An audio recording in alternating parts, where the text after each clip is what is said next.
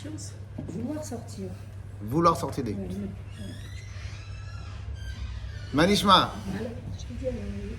Khazak. Ça va, tout va bien? On s'attendait. Lechaim, lechaim. Baruch atah Adonai Eloheinu melech haolam kol yamidor. Donc, les bénis Israël, on était en Égypte. On est d'accord? Rivka, vous êtes avec nous? On était en Égypte. Et les bénis Israël, certains sont sortis, certains ne sont pas sortis. Sans parler non plus des conditions de recevoir la Torah. Okay? Par exemple, la semaine dernière, nous étions dans la parashat Yitro. Et est-ce que Yitro, il a reçu la Torah? Non. Yitro, il est venu après le don de la Torah. Ok? Il y en a qui disent avant et après il est reparti. Il y en a qui disent après, etc. etc. Donc en vérité, Yitro, il n'a pas reçu la Torah. Donc, première question, quel était le ticket de sortie pour avoir le mérite de sortir d'Égypte? Alors, Nachon, c'est la volonté de sortir d'Égypte, mais est-ce que la volonté de sortir d'Égypte suffit, ou est-ce qu'il y a un ticket au préalable, un ticket en amont, antérieur à la sortie d'Égypte? Est-ce qu'il y a une qualité particulièrement requise?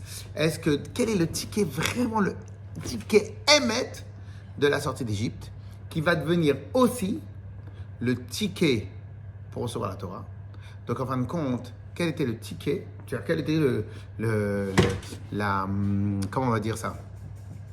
La condition prérequise. Vous savez, quand vous téléchargez quelque chose, alors ça c'est sur Windows, vous avez 64, ou si votre ordinateur il tourne à 64 bits, ou il tourne en je ne sais pas combien de bits. Et donc en fin de compte, par rapport à cela, par rapport à la capacité de l'ordinateur, comme ça on télécharge l'application.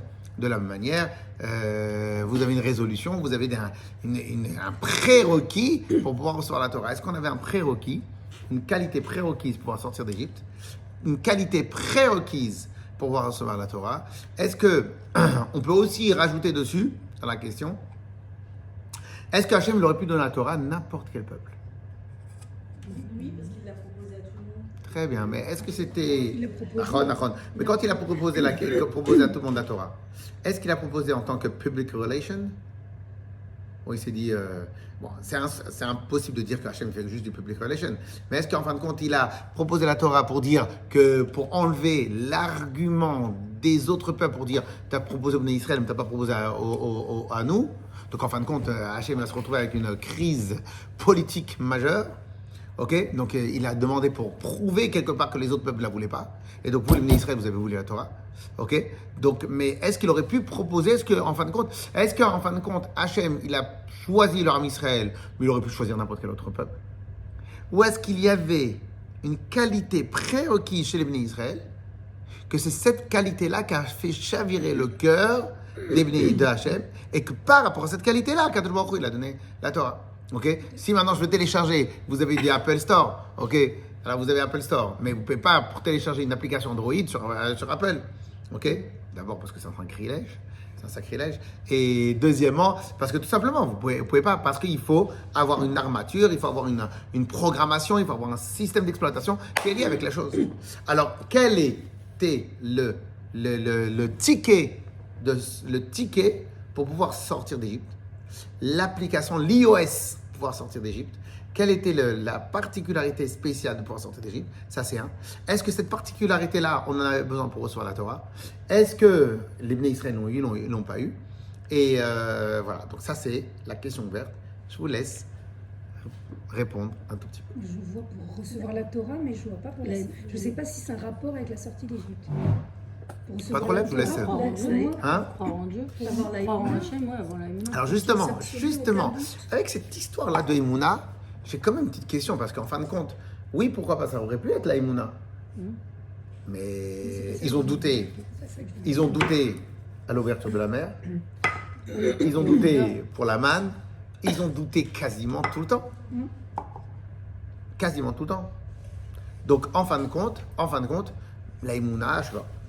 Au moment de recevoir la Torah, ils ont quand même dit Naaseh Venishma. Très bien. Ça, Donc je le pense que ticket. c'est très important. Très bien. comme ticket. Donc le ticket de Mais sortie. Est-ce que ça peut se rapporter à la sortie d'Égypte? Alors justement ça. Ça, Donc je le sais. ticket de sortie, c'était Naaseh Venishma. Peut-être qu'on va le découvrir le Naaseh Venishma. Donc le ticket de sortie, c'était Naaseh Venishma. Mais pour pouvoir se retrouver devant le Har Sinaï, eh ben, il fallait déjà sortir d'Égypte. Ouais. Et pourtant, on a vu que 80% des Bnei Israël de l'époque sont restés en Égypte. Alors, comment on va dire? Pas le ticket de sortie. Oui, on va dire le prérequis pour sortir d'Égypte. Ils n'ont pas accepté.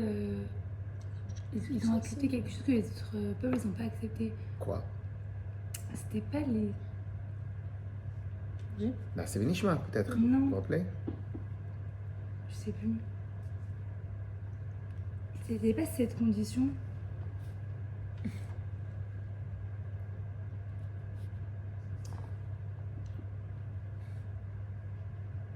Qu'est-ce qu'il y a qui vous embête?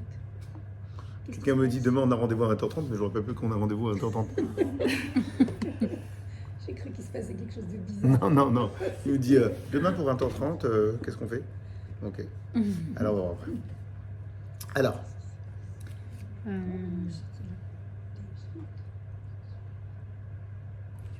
pour entrer dans un séminaire de filles, il faut être une fille. Bon, maintenant, on se pose des questions, mais à la base, il faut être une fille, on est d'accord. Il faut être un homme. Ok, très bien. Donc, il y a certaines choses qui sont faites pour les filles, certaines choses pour les garçons, certaines choses pour les gens pour faire un manège, il faut avoir 1m60, 1m70, il faut un prérequis. Qui c'est qui a eu, quelle était la valeur requise pour la sortie d'Égypte? En sachant que sur la totalité de Israël, seulement 20%, ils l'ont eu. S'affranchir. Spirituellement, s'affranchir de l'esclavage. C'est pas mal ça, Et de c'est cette pas mal du habitude tout. égyptienne. Pas mal du tout. Mais vous allez voir que... C'est plus encore. Alors, il y en a qui vont dire, hein, je le dis à votre place, je sais que c'est ça que vous voulez dire, il y en a qui vont dire, bah, il fallait être Emouna. Emouna, on a dit qu'ils n'ont pas arrêté de douter. Bon, peut-être des tzadikim. Mais non, c'était pas des tzadikim. Pire que cela, croire en Dieu. Vous savez quoi? Même croire en Dieu, je peux me poser des questions. Pourquoi? Puisqu'en fin de compte, on connaît tous le Midrash, que lorsque les Israël se retrouvaient devant la mer, l'ouverture de la mer, qu'est-ce que les anges, ils ont dit? Ils ont dit, Hachem, pourquoi tu veux les sauver? El ou Ovde Avodazara. Ceux-là, les Égyptiens, ils font la Avodazara, l'idolâtrie. Et même les Bnei Israël en Égypte, ils faisaient l'idolâtrie. Pourquoi maintenant tu vas les sauver? Pourquoi eux plus que les autres? Alors, Akadosh Baruch Hu, il a dit, oui, mais ils vont recevoir la Torah. Très bien. Mais concrètement, la question, c'est-à-dire que dans la question, tu vois que ce n'étaient pas des tzadikim. Et le pire, alors ça fait partie des pires questions que j'ai eues. C'est quoi? Datan et Aviram. Vous avez entendu parler de Datan et Aviram? Oui. Datan et Aviram, c'était qui? C'était ceux. Alors, quand Moshe Rabbeinu, il a sauvé. Il y a marqué qu'il y avait un Égyptien qui n'arrêtait pas de frapper un Hébreu, un Juif. Qu'est-ce qu'il a fait, Moshe Rabbeinu? Il a dit le nom d'Hachem et il a tué cet Égyptien. Okay? Le lendemain, il voit Datan et Aviram. La première fois qu'ils arrivent dans le Chumash, et ils se frappent l'un à l'autre. En tout cas, qu'est-ce qu'il dit, mon cher Rabbeinu? Il dit, Racha, la matakereacha. Pour Racha, pourquoi tu frappes ton ami? Et qu'est-ce qu'ils disent? Ah, tu veux nous tuer comme tu as tué l'Égyptien? Et ils sont partis de rapporter les faits à Paro, et depuis, ils n'ont pas arrêté d'embêter mon cher Rabbeinu jusqu'à l'époque de Korach. Donc, c'était des Rechaim, mamash, des gens pas bien. Je me suis posé une question, mais ceux-là, on les retrouve dans tout le Chumash. Mais pourquoi ils sont sortis? Comment ils ont fait pour sortir? Comment ils ont fait pour sortir? Ok? Parce qu'ils n'ont jamais tapé le Ils n'ont jamais accepté de frapper les esclaves juifs. leurs frères esclaves. Non, ça c'est autre chose. Ils Ça avaient c'en est cette d'autres. mission-là. Non. Pas eux, Datan et Aviram? Oui. Ah bon? Oui. Khazak, vous m'apprenez quelque chose. Oui. Mais c'est Ils un ont gros refusé. nom Ils étaient chefs de. Très bien, donc eux ils faisaient partie, pas mal. Ils ont refusé de frapper Khazak. leur. Vous me les remontez dans mon frère estime, mais bon. Mais bon, pour l'instant, C'est pour ils ça ont. qu'ils ont pu Pourquoi pas? avoir la mère qui se Mais en tout cas, retrouve. des tzadikim, c'est sûr que c'était pas des tzadikim. Non. On est d'accord ou pas? Donc, ça. Ah! Des panthères. Courageux. Alors, donc, des tzadikim, ils n'étaient pas. Donc, pour pouvoir recevoir la Torah, il fallait pas être un tzadik. En tout cas, pour sortir d'Égypte. Il fallait même pas croire vraiment en Dieu. Il fallait même pas vraiment. Allez, On va vouloir sortir, mais peut-être qu'il y avait quelque chose avant. Emouna, ils n'avaient pas. Bitachon, ils n'avaient pas. Des tzadikim, ils n'avaient pas. Ok? Donc, quel était le ticket de sortie? Sans parler qu'il y a plein de choses qu'on ne comprend pas. Pourquoi Hachem, sur les 613 mitzvot, la seule mitzvah qu'il a donnée pour nous faire sortir, c'était quoi déjà? L'agneau qu'il fallait mettre. Le sang, Pourquoi l'agneau et pas un autre? Ok? Elle est bonne la question quand même. Pas mal. Oui ou non? Bah oui. Alors je vais vous répondre. Le ticket pour sortir d'Égypte fallait être un rebelle dans l'âme. Et vous allez voir, je rigole pas du tout. Il n'y a que ceux qui étaient profondément rebelles qui ont pu avoir le ticket pour sortir d'Égypte. Ceux qui n'étaient pas rebelles sont restés en Égypte. Je vais expliquer après pourquoi le rebelle et pourquoi tout ça, je vais expliquer, mais déjà gardez en tête. Pour le ticket qui est sorti d'Égypte, ceux qui étaient profondément rebelles. Alors quand je dis profondément rebelle, en fin de compte, rebelle, on va dire rebelle, c'est la capacité de défier l'autorité. En plus, on a des jeunes ici, on va rentrer demain là où ils vont être, ils vont dire ah là, moi je suis juif et donc je suis rebelle, etc. Et on va étudier, ok? Mais la notion première, la capacité, le mode premier, le prérequis pour sortir d'Égypte, un seul mot, rebelle. La capacité, c'est quoi rebelle? Capacité à défier l'autorité. C'est ni être tzaddik, ni croire en Dieu, ni émouna, ni bitachon, ni ce que vous voulez. Parce que la preuve, parce qu'en fin de compte, ce qu'il faut trouver, c'est le point commun de tous. Donc en vérité, oui, bien sûr, il y avait des tzadikim. Bien sûr, il y avait des lévim. Bien sûr, il y avait des tzadikim. Il y avait des gens qui... Bien sûr, c'est évident, c'est même pas une question. Ok, bien sûr. Mais ce n'était pas le point commun qui les réunissait. En gros, si tu me dis qu'il me fallait plusieurs prérequis, c'est-à-dire certains tzadikim, ok, mais ce n'est pas un point commun facile. Donc il me faut un point qui revient dans tout le Israël. On est d'accord? Donc c'était quoi le point commun de tous ceux qui sont sortis? Leur capacité à la rébellion, leur capacité à être rebelle, leur capacité à défier l'autorité. Alors, vous allez me dire avec quel rapport? Alors, on va commencer doucement. Alors, premièrement, pourquoi? Parce qu'en vérité, on a... Alors, qu'est-ce que c'est une autorité? En vérité, nous sommes tous, on a des milliers d'autorités dans la tête. Première autorité, alors, on va dire les autorités humaines. Première autorité, policier, c'est une autorité. Professeur, c'est une autorité. Un médecin, c'est une autorité. Des fois, quand le médecin il dit c'est comme ça, c'est le médecin qui a dit. Ok, très bien, mais le médecin il ne connaît pas tout. Et le pire, c'est que des fois, on croit tellement au médecin qu'on arrête de croire au miracle. Et en fin de compte, le médecin, sans faire exprès, parce qu'il lui donne son avis, tellement c'est une autorité, j'arrive même plus à réveiller en moi la émouna qu'en fin de compte, Akadosh Baruch Hu, il peut tout faire. C'est un truc de dingue, ça. Hein? Ok? Pourquoi? Parce que, et de la même manière, l'effet placebo, c'est quoi l'effet placebo? L'effet placebo, c'est dans l'autorité, dans le bon sens. Le médecin, il arrive, c'est le médicament. Ben, moi, je crois que c'est... Il m'a dit que c'est le médicament. Et en fin de compte, tellement pour moi, c'est une autorité que dans mon corps, il va fabriquer le médicament. Mais pourtant, il n'y avait pas de médicament. Pourquoi? Comme c'est une autorité, donc en fin de compte, ma tête, elle a écouté l'autorité. La police, c'est une autorité. Le préfet, c'est une autorité. La mairie, c'est une autorité. Il y a beaucoup de sortes d'autorités. La télé... Hein? Le rabbin, le rab. Ouais, mais ça, lui, il faut l'écouter. Alors, non. Alors, oui, bien sûr. Son responsable. Bien sûr. Le responsable, c'est une autorité. Putain, très bien. On a...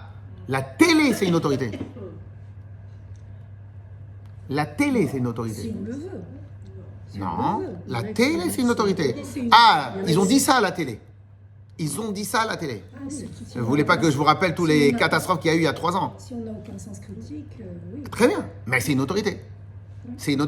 Ah, ils ont dit ça à la télé. Et même dans les pubs, vous pouvez passer à la télé. Zarama, si c'est passé à la télé, c'est qu'en vérité, Alors qu'on sait très bien que la télé, ils disent plein de bêtises. Ok. Mais la télé, c'est une autorité. Il y a encore une autre sorte d'autorité. La mode, Oui, c'est une autorité. c'est vrai. La mode, c'est une autorité. Ça influence. Ok. La mode, c'est une autorité. Les normes de la société sont une autorité. Les normes de la société sont une autorité. Cela veut dire qu'une personne n'osera jamais marcher dans la rue d'une certaine manière si elle va se faire remarquer, si maintenant la société va la remarquer, etc., etc. Ok. Malheureusement, on a tous vécu cette chose-là il y a 3 ans, 4 ans. Ok. Quand dehors, tout le monde, on leur demandait de mettre un masque, même les jeunes qui risquaient absolument rien. En fin de compte, ils avaient peur de sortir sans le masque. Pourquoi ? Alors là, tout le monde va me regarder, que je sors du lot, etc. Ça devenait une autorité. D'accord ou pas ? Donc en fin de compte, beaucoup de choses peuvent devenir une autorité.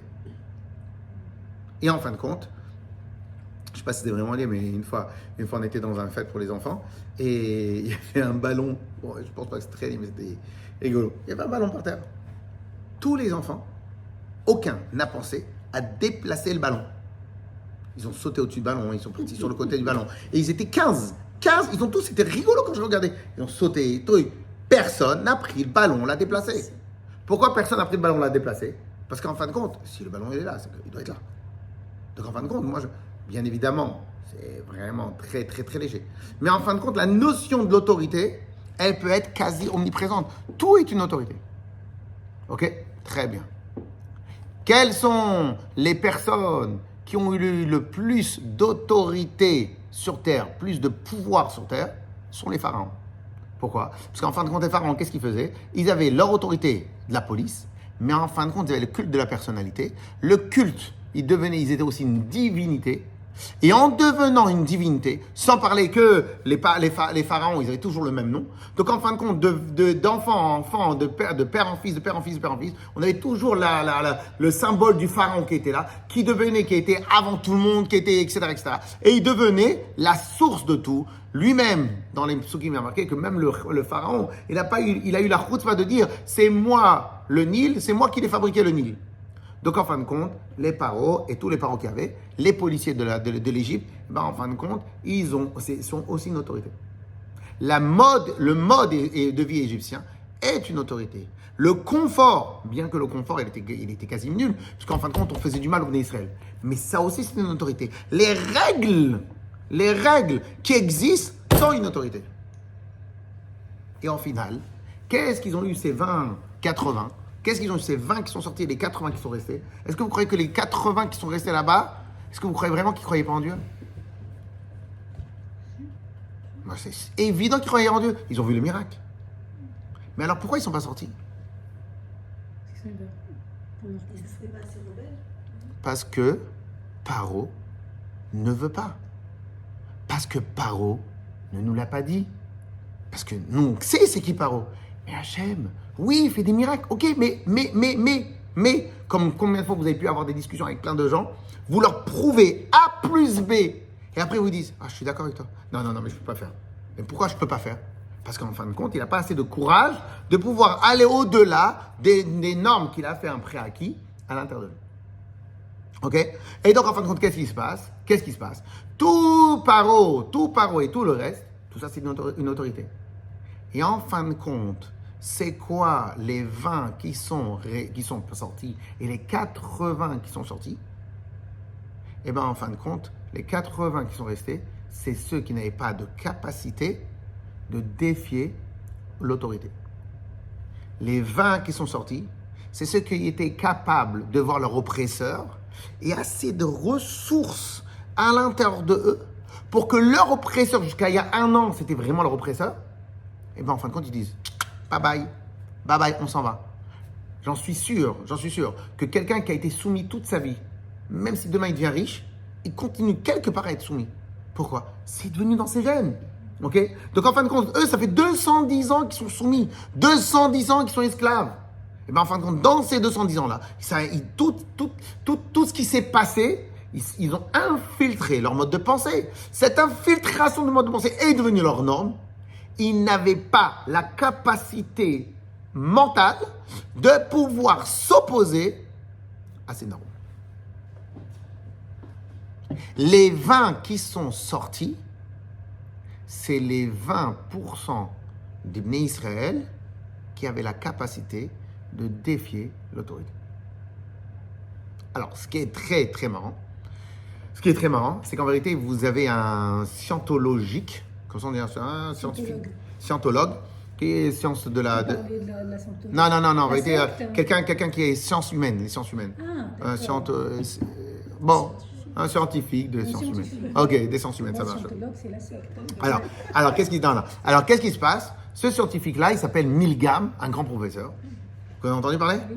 Ouais. Et ce Milgram-là, il a fait une étude énorme. Et écoutez bien ce qu'il dit. Alors, c'est marrant parce que ça rejoint complètement ce qu'on a dit.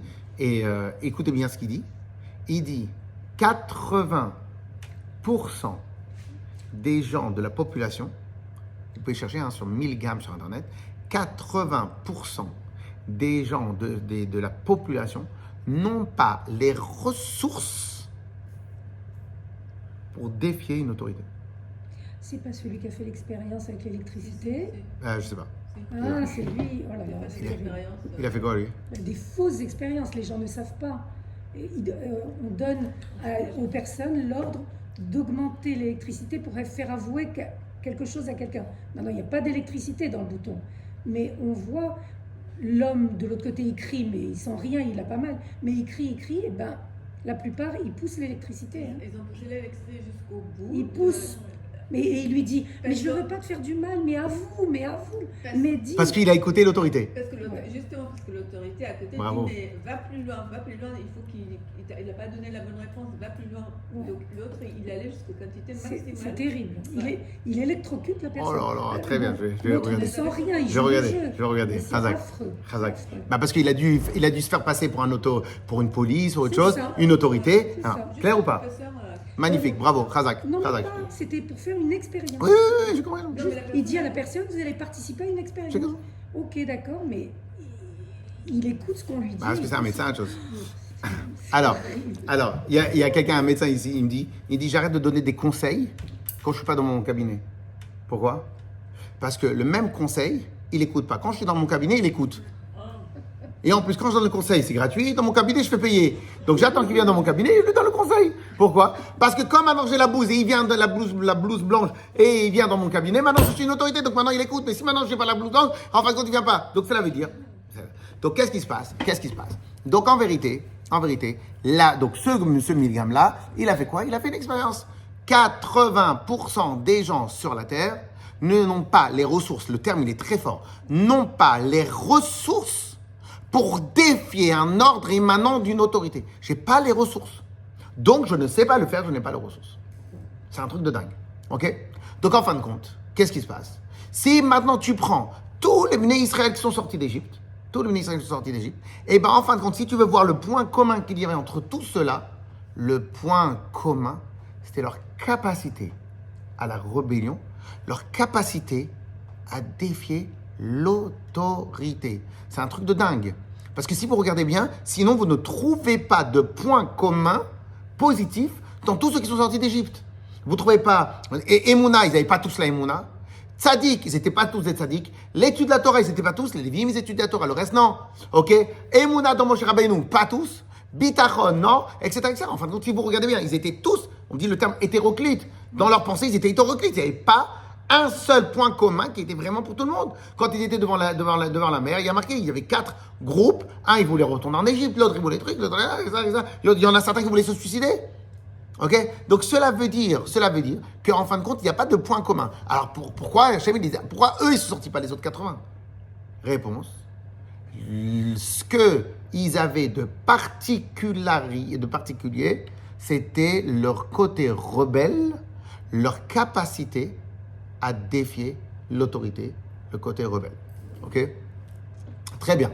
Alors maintenant qu'on a dit ça, alors maintenant bien sûr vous allez me dire, ah oui mais c'est dangereux cette qualité. Pourquoi c'est dangereux cette qualité? Moi j'ai un enfant rebelle, il va Il va m'épuiser. T'as raison. Tu préfères un enfant docile. Hein. Ah ouais, c'est mieux un enfant docile. C'est mieux pour toi ou c'est mieux pour lui? D'accord ou pas? C'est mieux pour toi ou c'est mieux pour lui? Toi, tu vas le supporter quelques années, mais après, il va grandir. Et tu veux quoi? Qu'il soit docile ou qu'il se veut qu'il? Oui ou non? Donc, en fin de compte, Akadosh Baruch Hu, qu'est-ce qu'il a fait? Bien sûr, il s'est pris. Il a souffert. Il a souffert. Vous aimez même Mamrim Heitem Imachem, comme ça, Moshe Rabbeinu il dit, vous étiez des rebelles, le terme, Mamrim Heitem Imachem, vous étiez des rebelles depuis que je vous connais. Donc, c'est écrit clairement. Donc, en fin de compte, Hachem, il a fait une folie. C'est impossible pour l'instant à comprendre. Pour l'instant, c'est impossible à comprendre. Comment c'est possible que lorsque maintenant je vais chercher tous ceux qui doivent sortir d'Égypte, je regarde ceux qui sont rebelles. Ceux qui sont rebelles, je les prends. Ceux qui sont dociles, de toute façon, ils ne vont pas venir et je ne les prends pas. Vous imaginez le risque qu'il prend Hachem? Ah, et c'est pour, mais malgré ça, tout ça, c'était devenu Israël. Mais il y a eu un bug. En fin de compte, le bug, c'était quoi? C'est qu'en fin de compte, la galoute les a imprégnés. Et en fin de compte, vous n'avez pas la capacité. Et en vérité, ce n'est même pas une question de galoute. Parce qu'en fin de compte, la capacité à être rebelle, c'est une capacité intrinsèque. Parce qu'en fin de compte, quelqu'un, il va être rebelle sur peut-être tout, sur certaines choses, mais quoi qu'il arrive, il va être rebelle. On est d'accord? Donc en fin de compte, il peut être docile dans le permis de conduire, mais il va être rebelle dans un mode de pensée. Clair ou pas le point? Clair? Donc, ici, on s'arrête là 2 secondes. Et maintenant, on a compris un premier point. Le ticket de sortie d'Égypte était ta capacité à être rebelle, ta capacité à défier l'autorité. Clair? Très bien. Bon. Alors maintenant, ça c'est le terme rebelle, c'est un terme assez péjoratif. Ok? Quel pourrait être le côté positif du terme rebelle? Ou comment, si maintenant je prends le terme rebelle, voilà, ça c'est le terme rebelle, j'enlève un peu tout ce qui est pas beau, et quel est le terme que je peux sortir du terme rebelle? Un terme noble ou une définition noble. Alors vous allez voir dans quelques instants que pas seulement le ticket de sortie d'Égypte c'était être rebelle, le ticket pour recevoir la Torah c'était aussi être rebelle. Vous allez voir dans quelques instants. Ok? Donc si maintenant je dois prendre le code ADN de rebelle, c'est quoi? Allez, je vais bac plus 15. Ah non, bac plus 15 en philo. Allez. Alors, le code ADN de rebelle.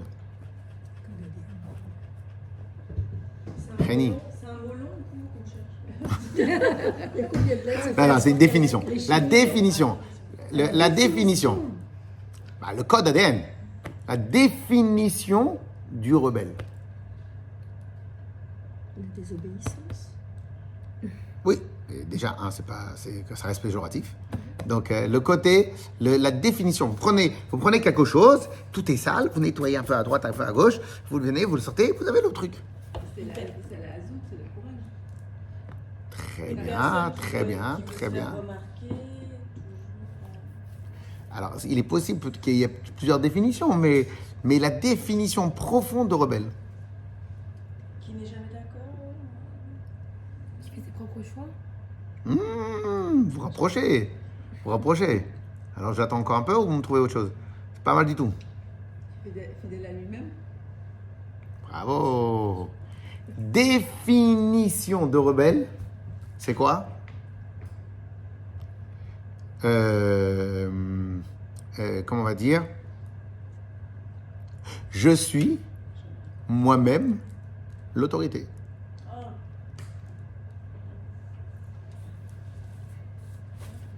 C'est ça la définition d'un vrai rebelle. La définition d'un rebelle, c'est quoi? C'est moi l'autorité. C'est moi qui décide donc. Hmm? C'est moi Oui, qui décide. c'est moi l'autorité. La définition de rebelle, c'est moi l'autorité. La définition de docile, l'autorité c'est l'autre. Moi j'écoute ce que l'autre me dit. La définition de rebelle, c'est moi l'autorité. C'est fort, c'est puissant. C'est moi l'autorité. C'est un truc de dingue. On est d'accord ou pas? Très bien. Si maintenant, je prends cette définition-là et je la rends encore plus belle, qu'est-ce que je peux avoir derrière cette définition-là encore plus belle? Quelle est la définition suprême que je peux avoir de ça? Bon, ça, c'est sûr que vous n'avez pas trouvé, mais je vous laisse quand même réfléchir. Ah, parce que c'est... Alors, qu'est-ce que vous avez de la définition au-delà? C'est le côté totalement positif de rebelle. Donc, rebelle, on a dit, rebelle, la capacité à défier l'autorité. D'où quelqu'un tire la force de dire « je défie l'autorité » Réponse, parce que le rebelle, le code ADN d'un rebelle, l'autorité, c'est moi. Quel est le tremplin? Quelle est l'étape d'après lorsque quelqu'un dit « l'autorité, c'est moi » L'étape d'après. En général, qu'est-ce qui se passe à quelqu'un qui dit « l'autorité, c'est moi » Je fais ce que je veux. Alors, sous la terreur, il sautait, mais sinon, hein? Il n'y a pas d'autorité au-dessus de moi. Très bien, mais totalement positif. Totalement, le mouvement totalement positif. Bah, il va guider les autres. Bravo! On vous garde, vous. Alors, qu'est-ce qui va se passer? Il va guider les autres. Ou bien, tout simplement, on va utiliser le terme. Il va se comporter comme un leader, ou un prince, ou un roi. D'accord ou pas? Et en fin de compte, ah si, parce qu'en fin de compte, c'est quoi? Mais vous dites qu'ils avaient tous ce trait commun, alors ils sont tous leaders. On va y arriver. Vous connaissez la blague. Vous connaissez la blague, Ben Gurion. 1 million de premiers ministres. Alors, vous connaissez la blague. D'accord ou pas? Et donc, en fin de compte, quel est le côté, pas positif, quelle est la dimension totalement positive du rebelle? Parce que le rebelle, il a un terme un peu péjoratif. Pourquoi? Parce que des fois, il se rebelle à ce que les autres y font. Au lieu de te rebeller, fais-toi quelque chose. Non. Donc c'est pour ça qu'il est un peu péjoratif. Mais le code ADN d'un vrai rebelle, c'est quoi? C'est en fin de compte sa capacité à défier l'autorité. Pourquoi tu défies l'autorité? Parce que l'autorité, c'est moi. Quel est le summum de l'autorité, c'est moi? C'est lorsque, le summum, on va le voir tout de suite, prince, roi, lorsque lui-même, il devient un chef. Parce que quelqu'un qui a ça en lui, à la fin de lui-même, il va pouvoir leader, il va pouvoir avancer, il va pouvoir faire. Et en fin de compte, les autres personnes, ils vont dire, oh là, celui-là, il a une bonne idée. Celui-là, il avance. Celui-là, il a une bonne idée. On va le suivre. D'accord ou pas? Donc, en fin de compte, et là, maintenant, vous allez voir dans quelques instants, vous allez tout mettre tout dans le décor et vous allez Bezrat Hashem que Dieu va nous donner la force. OK? Donc, cela veut dire que le ticket de sortie d'Égypte, c'était la capacité à te rebeller. Parce que comme tu étais tellement dans la galoute là-bas, il fallait vraiment qu'à l'intérieur de toi, tu aies la capacité de défier. Et peut-être on peut mieux comprendre pourquoi on a eu aussi le Erev Rav. Erev Rav, c'était des Égyptiens qui sont sortis d'Égypte avec les Bnei Israël. Mais c'est qui ceux-là? Comment on a pu les prendre? Moi aussi, j'ai jamais compris, mais là on peut un peu comprendre. C'est en fin de compte, c'était des gens qui étaient encore peut-être, ils avaient un potentiel peut-être comme les Bnei Israël, parce que c'était des vrais Égyptiens. Moi, je pense que c'est quelque part, c'était un peu des justes des nations. Ok, les justes des nations, ils ont aussi défié l'autorité. Ok, d'une certaine manière, d'une autre manière. Et donc peut-être que eux, même en Égypte, ils ont dû se faire remonter les bretelles par les Égyptiens parce qu'ils n'étaient pas peut-être assez méchants, etc. Donc je ne sais pas encore, on ne peut pas vraiment comprendre, c'est très compliqué à comprendre. En tout cas, le ticket de sortie, c'était la capacité à défier l'autorité d'un dieu qui était Paro, parce qu'en fin de compte, il prenait comme ça, il faisait culte de la personnalité partout, des statues partout, etc. Donc il fallait trouver à l'intérieur de soi les ressources pour dire, lui, c'est pas grave, il me dit de rester, je reste pas, je vais où je veux. Parce que c'était pas une question de Emouna. Pourquoi c'est pas une question de Emouna? Parce qu'ils n'avaient pas vraiment la Emouna. C'était pas parce qu'ils connaissaient vraiment la Torah, parce que même l'agneau pascal, on le verra dans quelques instants, ils voulaient pas tous le faire. Donc, en fin de compte, les mitzvot, ils ne connaissaient pas trop les mitzvot. À part les Lévim, ils ne connaissaient pas trop les mitzvot. Donc, en fin de compte, qu'est-ce que Hachem, il a trouvé en eux? Qu'est-ce qu'il a trouvé en eux? Pourquoi il les a pris eux? Qu'est-ce qu'il a trouvé de bien en eux? Réponse, leur capacité à défier l'autorité. Vous imaginez quelqu'un, il va chercher dans ses employés, il va chercher que des gens à fort caractère capables de le défier à lui. Mais il est fou, il est dingue. On est d'accord? Hachem, il est parti chercher ceux qui peuvent défier l'autorité. Alors maintenant, vous allez me dire, ok, et après? Mais en fin de compte, si tu enlèves, pourquoi? Quelle est la logique qui se cache derrière Hachem, derrière ce qu'Hachem il a fait? Ben, enlève un peu de défier l'autorité, rebelle. Pourquoi quelqu'un il est capable de défier l'autorité?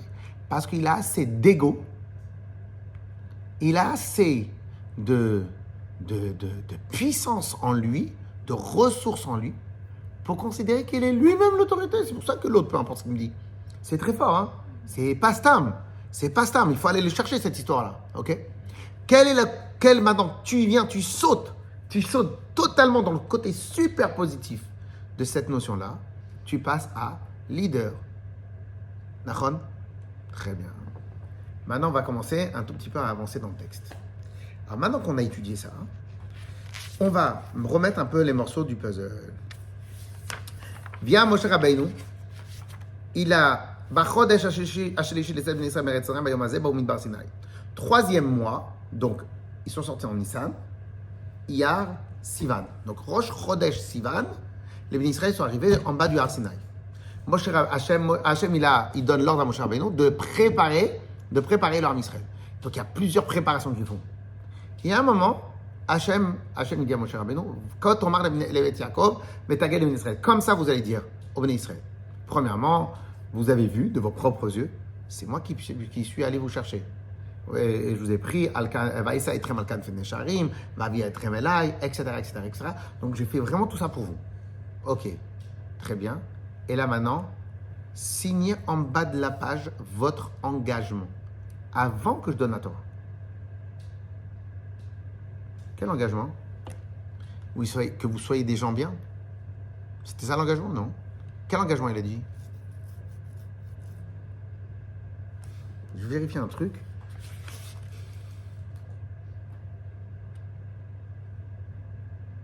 Ouais. Le seul engagement que Hachem il a demandé au préalable. Donc, il dit, vous avez vu que je vous ai pris sur des ailes d'aigle et je vous ai ramené à moi. Hein? Si maintenant vous allez écouter ma voix, eh ben vous serez mon peuple de prédilection, mon peuple de trésor. Kili kol haaretz. Pour l'instant, il ne demande rien. Ve'atem, et maintenant, vous vous engagez à quoi? Ve'atem tihiyu li mamlechet kohanim ve'goy kadosh. Vous devez être un peuple de kohanim et un peuple saint. C'est quoi un peuple de kohanim? De prêtres? Rachid dit non, c'est pas ça, prêtre. Regardez qu'est-ce que Rachid dit, un truc de dingue. Tout ça, c'est tiré d'une sira du Rabbi, bien évidemment, qui nous donne la force à toujours bien comprendre la Torah Bezrat Hashem. C'est quoi Kohanim?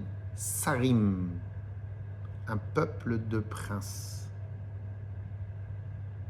Un peuple de princes. Les Bnei Israël se sont engagés avant de recevoir la Torah. Avant que tout commence. 5 jours avant le don de la Torah. Ils se sont engagés à Tamtiuli Mamlechet Kohanim, un peuple de princes. Comme il y a marqué, Sarim, Kema Deatama, Ovne David, Kohanim Hayu. Comme il y a marqué qu'en vérité, les enfants de David, Damel, ils étaient appelés des Kohanim. Comment c'est des Kohanim? Ce n'est pas des Kohanim, c'est des Yehuda. En fin de compte, c'est des princes. Et donc, en fin de compte, les Bnei Israël sont engagés à être des princes. Puis là, le Rabbi nous explique pourquoi on a besoin de nous engager à être des princes. Et maintenant, vous allez comprendre. En vérité, il y a plusieurs points sur ce qu'on doit étudier. En vérité, parce que Hachem, il connaissait notre mission sur Terre. C'est quoi notre mission sur Terre? C'est quoi notre mission sur Terre? C'est que nous allions avoir une galoute, que nous allions avoir une histoire dans laquelle nous allons devoir défier la quasi-totalité de toutes les autorités de absolument toutes les époques. C'est une des missions intrinsèques au fait d'être juif. Pourquoi on défie pas toutes les autorités? Voilà, on s'habille normalement, on paye nos impôts, on va au travail. Quelle autorité on défie? On a dit les autorités, c'est les normes. Les autorités, c'est les règles. Les autorités, c'est ce que les gens y disent. Tout ça, c'est des autorités. Donc, en fin de compte, s'habiller à la mode, c'est une autorité. Ah ben non, on doit faire attention comment on s'habille. Travailler Shabbat pour gagner plus, c'est une autorité.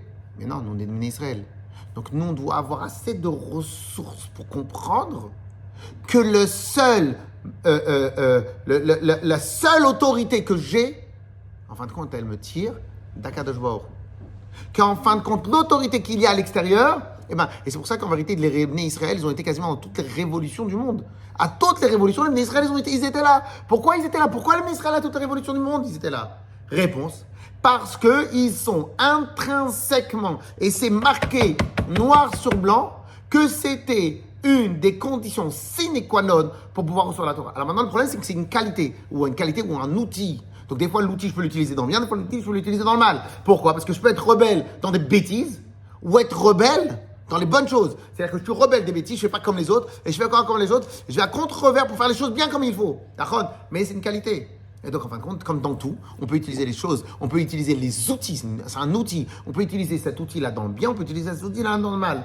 On est d'accord ou pas? Et donc, comme Hachem savait qu'est-ce qu'on va avoir sur nos épaules pendant toute la galoute, et qu'on ne pourra faire face à cette galoute, à tout notre destin, à notre obligation d'influencer.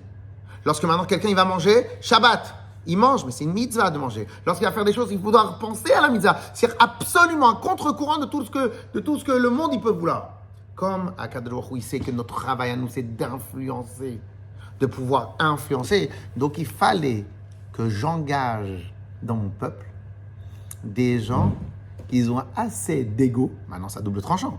Mais il a préféré ça qu'autre chose. Assez d'ego pour considérer que c'est eux-mêmes l'autorité. Il a pris un pari, Hachem. Il a pris un pari. C'est-à-dire qu'il est parti chercher les personnes qui ont le plus de capacité d'ego à considérer que c'est eux-mêmes l'autorité dans leur vie. Vous imaginez ce que Hachem attend de nous? C'est-à-dire que quelque part, et donc cela veut dire que quelque part, écoutez bien ce que je vais dire, être un vrai juif, dans le plus haut sens du terme, c'est être quelqu'un qui est capable de dire « je suis l'autorité ». Je suis ma propre autorité. Vous imaginez ce que ça veut dire ça?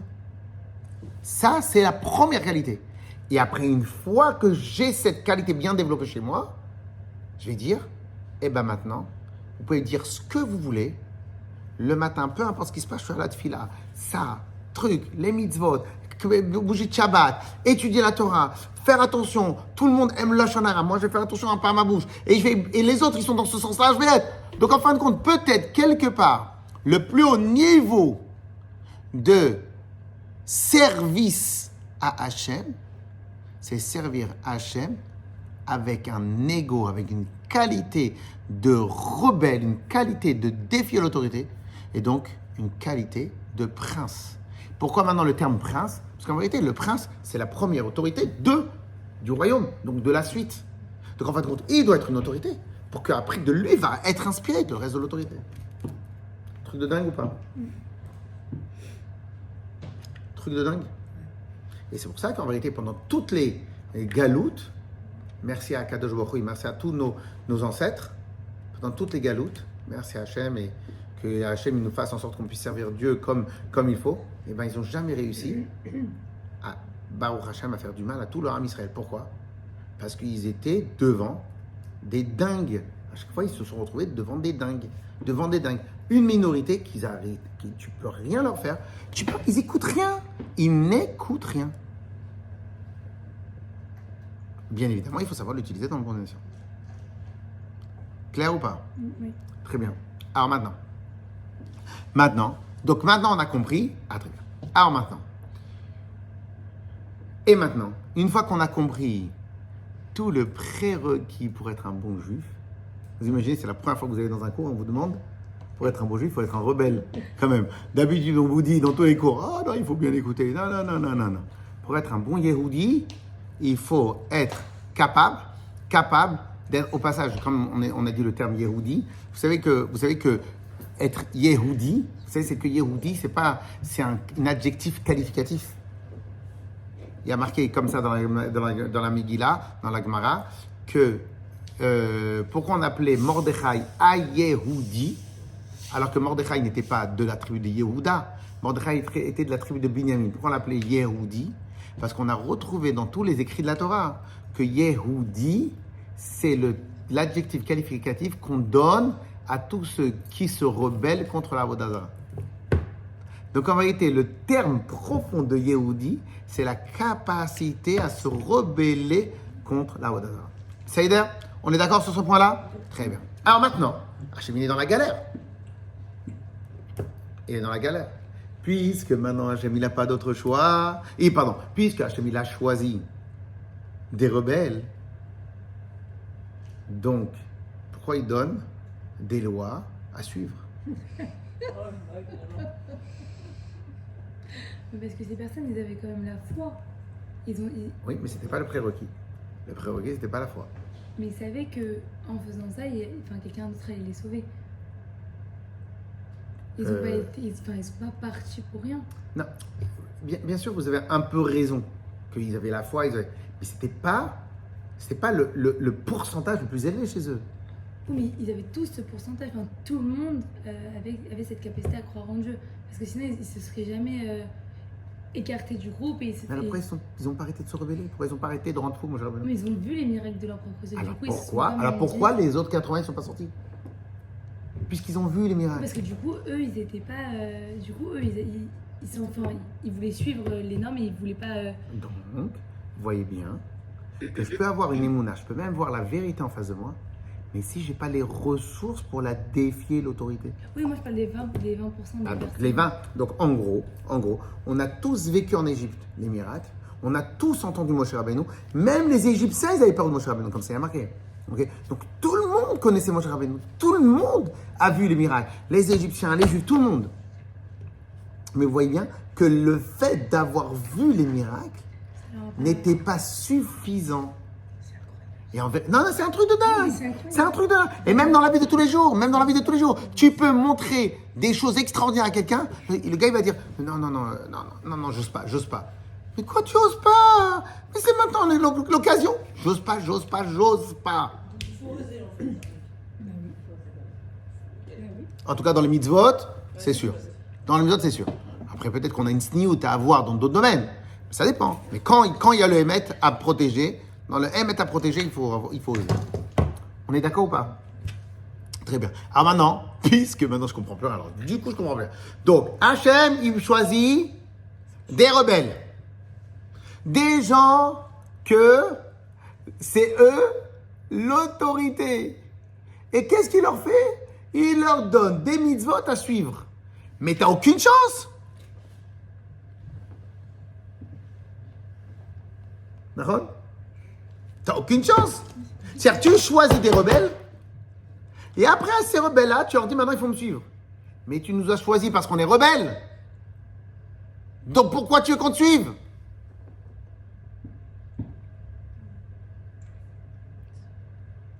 Ah, tu veux qu'on arrête d'être rebelles? Mais tu t'es engagé, tu nous as engagés, un peuple saint, un peuple de princes. Donc même toi, tu nous as dit, attention, hein, s'il y a une qualité qui doit rester, c'est la qualité de prince, de rebelle, d'autorité. Mais maintenant, tu nous donnes les autres. C'est une blague.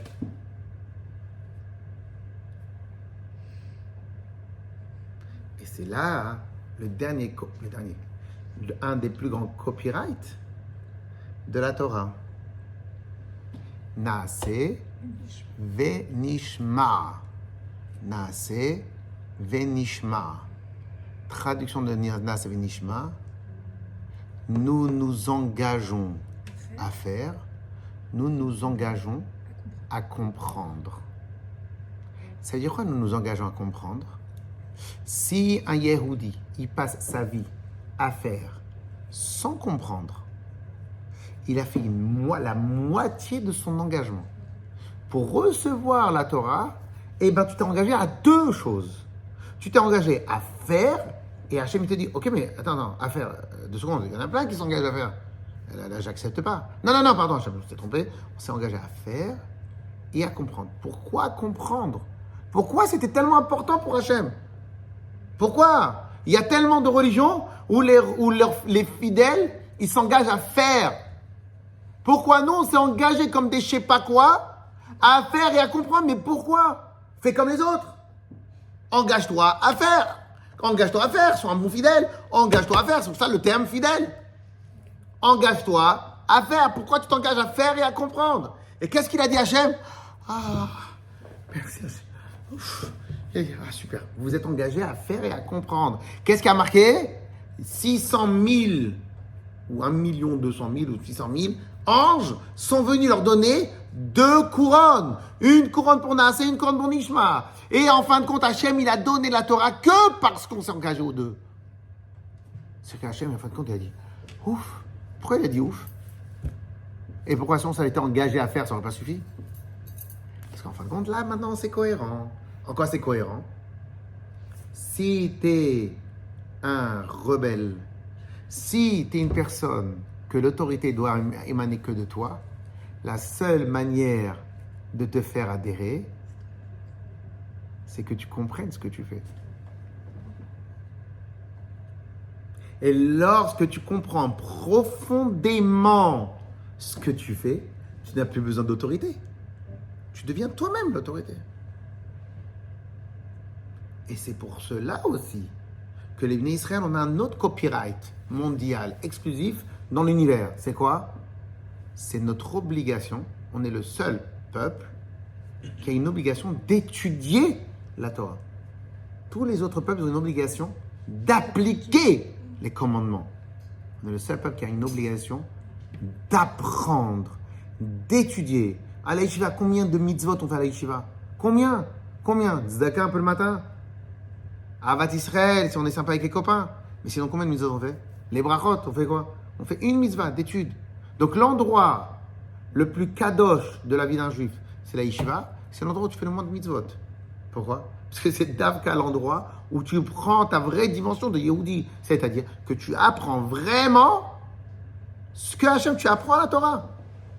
Donc en fin de compte, nous avons une mitzvah, copyright dans tout l'univers, l'obligation pour nous d'étudier la Torah. Pourquoi on a l'obligation d'étudier la Torah?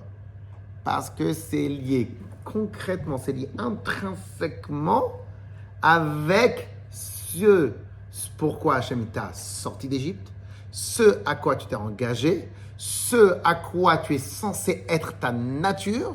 Ta nature, c'est une nature où toi-même tu es l'autorité. Donc, puisque toi-même tu es l'autorité, tu as besoin de savoir exactement. Tu as besoin de comprendre. Et personne va t'obliger à faire quelque chose. Pourquoi personne va t'obliger à faire quelque chose? Parce qu'en fin de compte, c'est la plus belle qualité que Hachem il attend de nous. La qualité où moi-même je suis capable de décider de par moi-même. Très bien. Mais pour pouvoir décider, il te faut les informations. Et c'est pour ça qu'en fin de compte, Akadosh Baruch Hu nous a donné la Torah et il nous a obligés. Nous nous sommes engagés à faire et à comprendre. Pourquoi? Parce qu'en fin de compte, là, maintenant, c'est totalement cohérent avec tout ce qui s'est passé. Et c'est pour cela qu'Hachem nous a engagés. Vous vous engagez à être un peuple de princes. Qu'est-ce que ça veut dire être un peuple de princes? Eh bien, en fin de compte, être un peuple de princes pour pouvoir surmonter toutes les épreuves de la galoute et que peu importe les autorités qu'on va vous inventer, toutes ces autorités-là n'ont absolument aucune valeur, puisqu'en fin de compte, toi, tu es assez fou et assez dingue pour dire « Je suis moi-même l'autorité ». Vous êtes dingue quand même. Vous êtes dingue, vous ne répétez pas tout ce qu'on est en train de dire là. Hein. Ici, après, ils vont nous prendre pour des... Ok? Donc, il faut être assez dingue pour dire « Je suis l'autorité ». Mais le pire, c'est quoi? C'est que c'est pour cela que Hachem, il t'a choisi. Hachem, il t'a choisi parce qu'au fond de toi, tu as la capacité de dire « Je suis l'autorité ». C'est un truc de dingue. Pourquoi? Parce qu'on a dit, comme nous, Hachem, il savait qu'il allait donner une mission extraordinairement importante au Ham Israël, je suis obligé de choisir.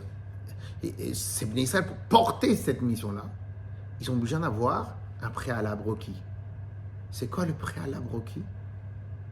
Ta capacité à défier l'autorité, donc ta capacité à influencer. Donc que l'autorité parte de toi vers l'extérieur. Le docile, l'autorité, elle a un sens de l'extérieur vers lui. Le rebelle, entre guillemets, l'autorité a un autre sens, de moi vers l'extérieur. Mais tu enlèves un peu les saletés de docile, je suis l'autorité. Tu enlèves encore un tout petit peu les saletés, tu le transformes en lumineux. Et là, prince, c'est quoi prince? C'est de moi sort l'autorité. Pour cela, il faut étudier la Torah. Pourquoi il faut étudier la Torah? Pour savoir exactement, pour comprendre exactement comment on doit réfléchir. Comme ça, en fin de compte, je peux choisir de moi-même, sans avoir à prendre l'autorité de quelqu'un d'autre, de choisir de moi-même pour que moi-même je puisse y aller. Ok? Et donc, en fin de compte, c'est ça que... Donc, juste, je veux faire un petit résumé sur la petite formule magnifique qu'on vient d'apprendre. Ok? Comme ça, au moins, quand vous sortez, vous connaissez la formule. Après, vous... Donc, le prérequis de la sortie d'Égypte, c'était quoi? Rebelle. D'être rebelle. Capacité à se rebeller. se rebeller, à défier l'autorité. Ok? Très bien. Donc, ça, c'est le préalable requis. Maintenant, rebelle, c'est pas très classe, pas très politiquement correct. Hein? Alors, oui, mais entre-temps, on a au milieu. Donc, rebelle, c'est un peu péjoratif. Rebelle, ils viennent, en fin de compte, des fois, ils peuvent être rebelles, surtout. Ok? Un enfant qui est rebelle, il est fatigant. Pourquoi il est fatigant? Parce que peu importe ce que je lui dis, quoi qu'il arrive, c'est pas mal, mais c'est fatigant. Donc, il y a plus classe que rebelle. Donc, juste après rebelle, tu nettoies un peu tout. Et c'est quoi le code ADN de rebelle? Je suis l'autorité. C'est fou, hein? C'est fou. Philo 12, vous pouvez avoir un... Ok, donc vous passez au-dessus, je suis l'autorité. Maintenant, le troisième niveau, une fois que j'ai tellement développé cette notion de je suis l'autorité, ça est devenu entre guillemets un leader. Cela va presque de soi. Pourquoi? Parce que la particularité d'un leader, c'est qu'il n'a pas besoin d'avoir l'approbation des autres. Il avance et en fin de compte, il monte le chemin. C'est ça la particularité d'un leader. On est d'accord? Il lead, il est en tête. On est d'accord ou pas? Donc, on a la bonne formule. Rebelle, code ADN de rebelle, c'est je suis l'autorité. Je suis l'autorité. Tu le travailles un tout petit peu, il ne reste plus qu'un pas à dire je suis moi-même un leader de ma vie. Un leader, et si je suis leader de ma vie, peut-être qu'il y a d'autres personnes qui vont avancer avec moi. Clair ou pas? Très bien. Maintenant qu'on a terminé ça, on peut comprendre qui avait le ticket de sortie pour sortir d'Égypte, mais même le ticket pour recevoir la Torah. Puisque, en fin de compte, la seule condition que Hachem il demande, pas condition, c'est la seule chose que Hachem il demande, Ve'atem tiouli, vous serez pour moi un peuple de princes. Qui ose sortir cette phrase-là? Vous serez un peuple de princes. Dis un peuple mignon, un peuple sympathique, un peuple d'instruits. Pourquoi il n'a pas dit un peuple de chachamim? Il n'a pas dit un peuple de chachamim. Il a dit un peuple de princes. Pourquoi? Parce qu'en fin de compte, c'est qui Hachem il attend. Pourquoi prince et pas autre chose? Parce qu'en fin de compte, et pourquoi prince, rebelle, je suis l'autorité, c'est le préalable requis pour recevoir la Torah? Parce qu'en fin de compte, tout notre job, quand quelqu'un il connaît la Torah, tout son job à lui, c'est quoi? C'est de voir le monde à travers les yeux de la Torah. Quand il a son travail, même s'il travaille, il est pétri de Emouna. Quand il fait attention, quand il mange, il peut faire le meilleur repas. Mais le préalable requis, c'est cache-route, c'est ci, c'est ça, c'est chala, c'est trucs, ces choses, etc., etc. Donc en fin de compte, être capable de dégager les normes qu'on nous oblige pour avoir assez de ressources de dire, c'est moi la norme. C'est dingue ou pas? Très bien. Alors maintenant, on termine et on a compris pourquoi maintenant Hachem, pardon, pourquoi les Bnei Israël, d'emblée ils ont dit Naaseh Benishma, nous nous engageons à faire, nous nous engageons à comprendre.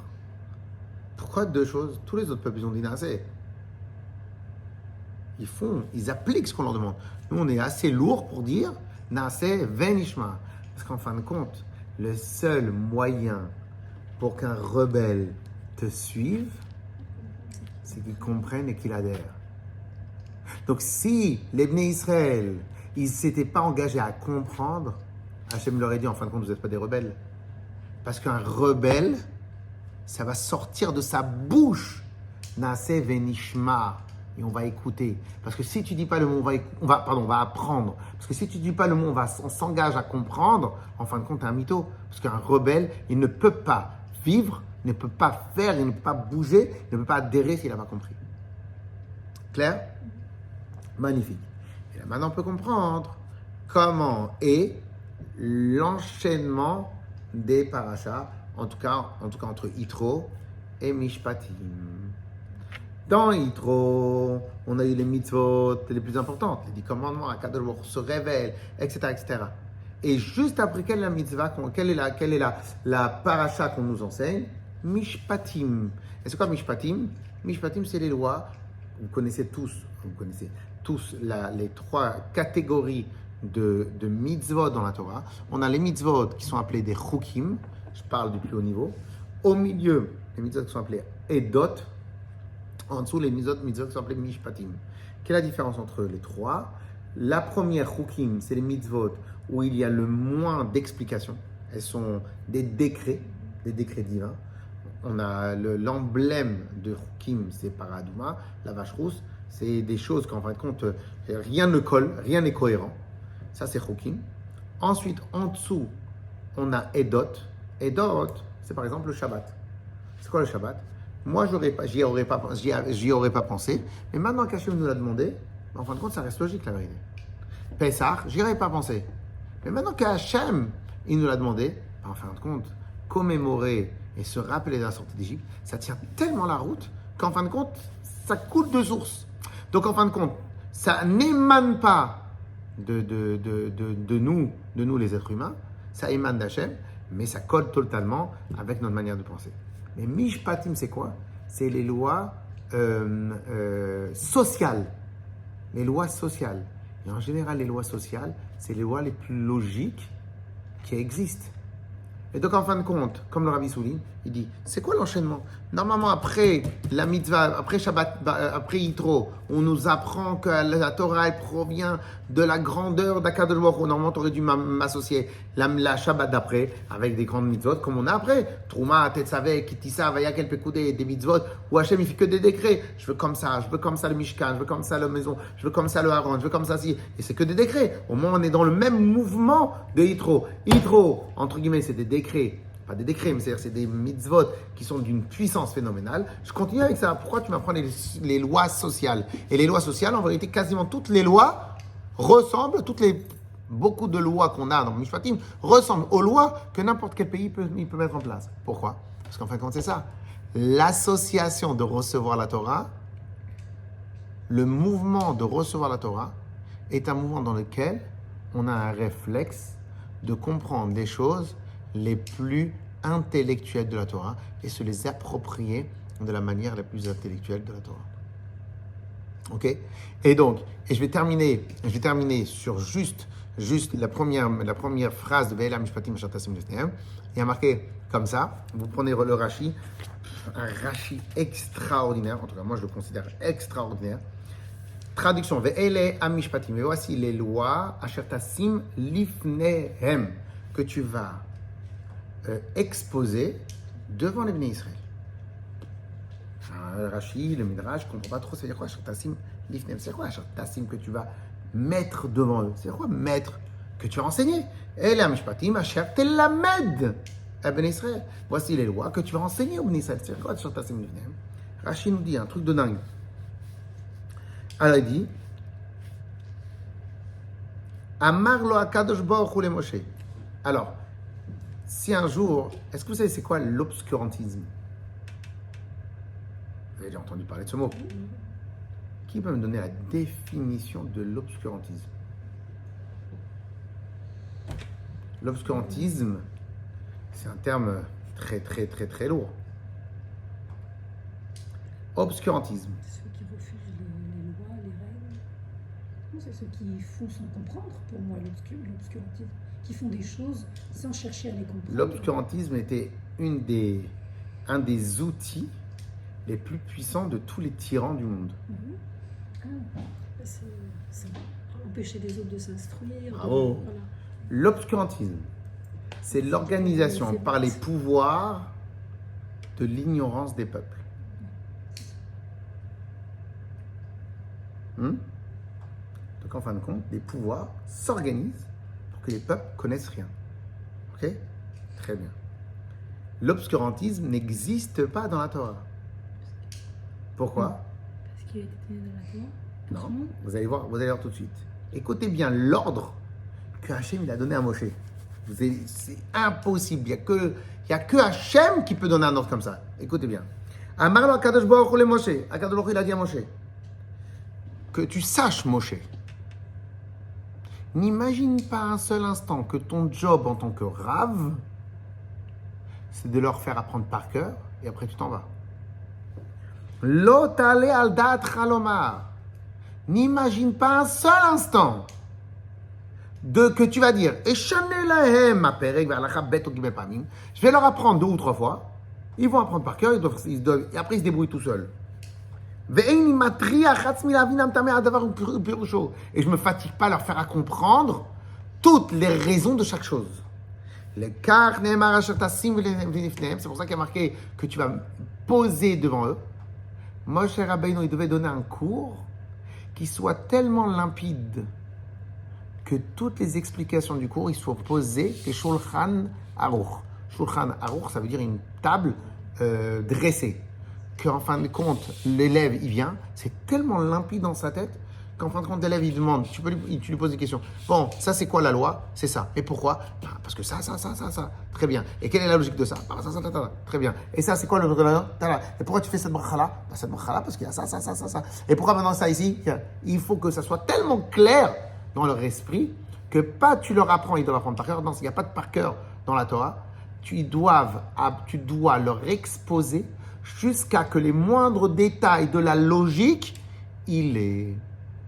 Donc en fin de compte, le premier passouk de il confirme ce qu'on a appris auparavant. Le prérequis était d'être assez fort pour que l'autorité émane de moi. Le contrepartie, le revers de la médaille, le défaut de la qualité de rebelle, le défaut de la qualité de je suis l'autorité, c'est que cette personne-là, il ne pourra jamais adhérer s'il n'a pas compris. Donc, Hachem, il a été jusqu'au bout de la cohérence. C'est quoi?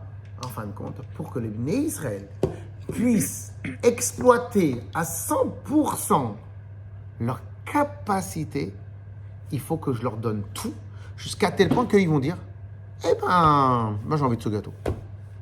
Et pourquoi tu ne prendras pas celui-là? Parce que celui-là, il est comme ça, celui-là, un taux de sucre, je veux ce gâteau. Pourquoi? Pourquoi tu peux décider toi-même? Parce que je t'ai tout mis devant la table. Ok?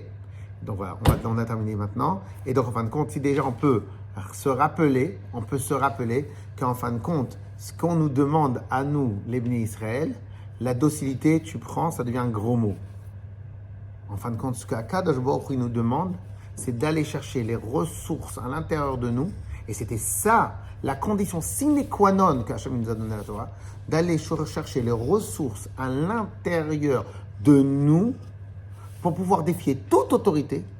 Parce qu'en fin de compte, autorité, c'est pas juste un policier. C'est pas ça une autorité. Il fait son job, c'est pas ça l'autorité. L'autorité, c'est l'autorité des normes, l'autorité des règles, l'autorité de tout ce que les gens veulent nous obliger à réfléchir. Et nous, les Bnei Israël, on doit être tellement imprégnés de notre Torah et de notre compréhension de notre mission dans ce monde-là qu'en vérité, j'ai pas besoin d'attendre que l'autorité vienne de l'extérieur vers moi.